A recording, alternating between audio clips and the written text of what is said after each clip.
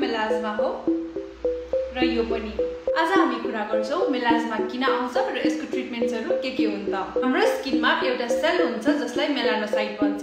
यसले स्किनमा pigment produce गराउने काम गर्छ। यसैले नै हाम्रो स्किनमा कलर दिने काम गर्छ। त्यसैले हाम्रो स्किनको कलर कसैको सेतो कसैको कालो देखिन्छ। र कहिलेकाहीँ यही मेलानोसाइट ओभर प्रोडक्सन भयो भने हाम्रो स्किनमा डार्क एन्ड डिस्कलरेटेड जस्तो देखिन्छ, स्पेशली हाम्रो middle part of the face. घामको किरण एउटा मेजर ट्रिगर हो मेलाजमा आउनको लागि।